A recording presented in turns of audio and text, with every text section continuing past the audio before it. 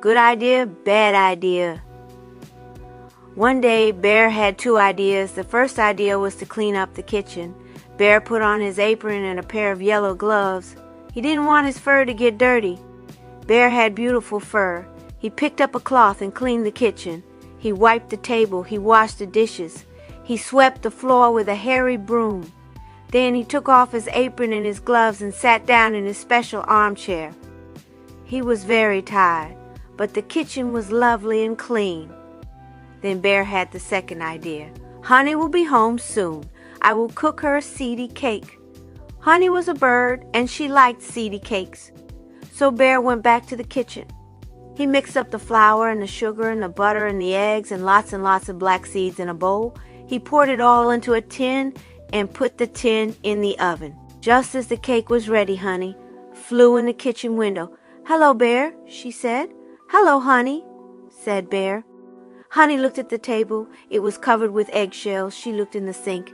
It was full of dirty dishes. She looked at the floor. There was flour all over it. "What a mess," said Honey. "I know," said Bear sadly. "This morning I had an idea to clean up the kitchen." "That was a good idea," said Honey. "Then I had a bad idea," Bear went on. "To cook you a cake. Now everything is a mess again." Honey looked in the oven. "Oh," she cried, "seedy cake!" Bear took out the seedy cake and put it on a plate. Bear ate the cake with his big paws, and Honey pecked at it with her beak. After a little while, Honey said, "I don't think it was a bad idea to make the seedy cake, Bear." "No," said Bear. "Neither do I." Bear was thinking. "You know," he said, "I did not have a good idea and a bad idea. I had two good ideas. I just had them in the wrong order." "Yes," said Honey. "I see what you mean, Bear." "Yes," said Bear. Bear and Honey looked at the empty plate in front of them. "I think I will make another seedy cake now," said Bear. "Good idea," said Honey. Bear's secret. One day, Bear did something bad. He did the bad thing while Honey was sitting in the garden.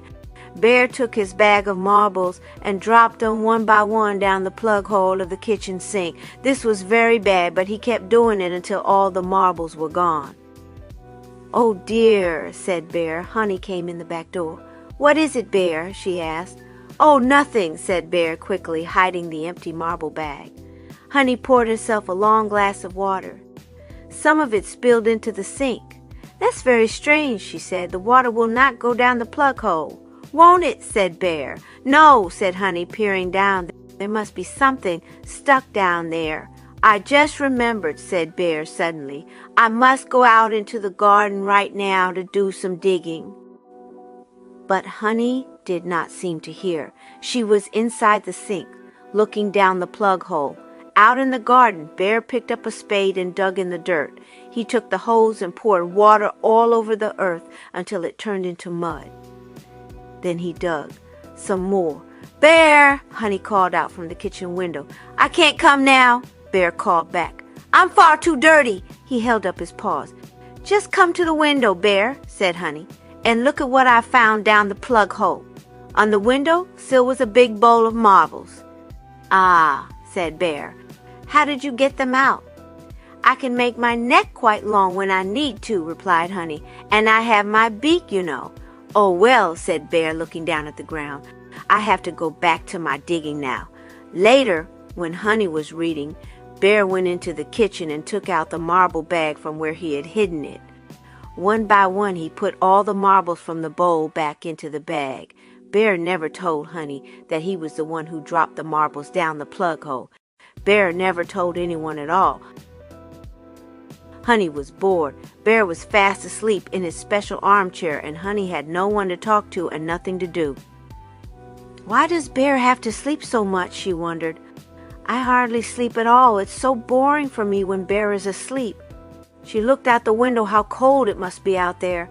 All the leaves were falling like snowflakes from the trees into the lake. "I know," said Honey suddenly. "I will count the leaves that fall from the trees outside. That will help the time to pass." She sat herself on the windowsill and laid her beak against the glass. It wasn't very comfortable, but it was the best spot to sit for counting. 1, 2, 3, 4, began Honey. 5, 6, 7, 8, she went on. Honey counted and counted. The leaves fell and Honey kept counting. Bear began to snore, but she didn't hear him. She forgot about not being comfortable. She forgot about being bored. All she wanted to do was count those leaves. The sun began to set, and it got colder and darker, and it was hard to see, but Honey kept on counting. 9,602,203, said Honey at last, and Bear woke up. "What did you say?" he asked with a big bear's yawn. Honey turned around. "Bear," she said. "It's you." "So it is," replied Bear, surprised. "I've been asleep." "Yes, you have," said Honey, "for such a long time." "What have you been doing with yourself then?" asked Bear. Honey looked out the window. Down fell the leaves in the wind, one after the other, millions and millions of leaves. "Oh, nothing really," she said. "Just waiting for you to wake up, Bear." The visit. Bear and Honey were going on a visit. They were going to see Bear's mother, who lived on the other side of the lake. Bear had not seen his mother for a long time. "Let's take some sandwiches and some orange juice," said Honey, "and we can have a picnic on the way." "Yes," agreed Bear, "and a couple of nice bananas." Bear loved bananas. Honey made sandwiches with chocolate spread and put them in a backpack for Bear to carry. It was a warm day, just right for a walk. Bear hummed as he walked along while Honey flew above his head. "I'm making up a song for Mother," said Bear, "so I have my something to sing when I see her." Bear and Honey made their way around the edge of the lake. Sometimes Honey flew on ahead and waited for Bear in the branches of a tree.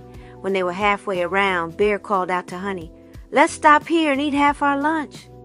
So they sat down and ate half the sandwiches and drank half the juice and shared one banana. "Off we go again," said Bear, standing up. He had some grass stains on his fur, but Honey didn't like to say anything. She didn't think Bear's mother would mind. When they had walked a bit further, Bear called out to Honey, "Let's stop here and eat the other half of our lunch." So they sat down on a pile of pebbles near the edge of the water and ate the rest of the sandwiches and drank the rest of the juice. Bear ate the second banana all by himself because Honey wasn't hungry anymore. "Well, off we go again," said Bear, standing up. They came right around the lake to the place where Bear's mother lived and where Bear himself had lived when he was a tiny bear cub. On the door of the house was a note. Bear was quiet. "She must have a lot of visiting to do," said Honey. 3 weeks. "Yes," said Bear. "You could write a message on the bottom of the paper," suggested Honey, "to let her know we've been by."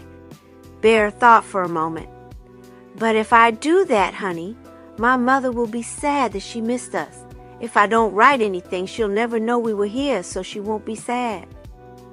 "Yes, I see what you mean, Bear," said Honey. On the way back, Bear sang Honey the song he had made up for his mother. There weren't any words, just a lot of humming. Sang Bear. When they reached their own house, it was nighttime. "Look, Honey," said Bear, "I am dirty from the grass and the pebbles. I must have a wash." He fetched a bucket to fill the bath. When there was enough water, he stepped in. Honey perched on the back of a chair. She did not like to get her feathers wet. "Anyway, we had a lovely picnic," said Bear, scrubbing himself. "And maybe next time we visit, my mother will be at home." "I'm sure she will, Bear," agreed Honey. Honey was cross. She was cross all day. "Why you cross?" asked Bear. "Oh, I don't know," snapped Honey. "Will you play a game with me?" asked Bear, holding up a box of cards. "No," said Honey. "I don't want to play any games. I'm going out."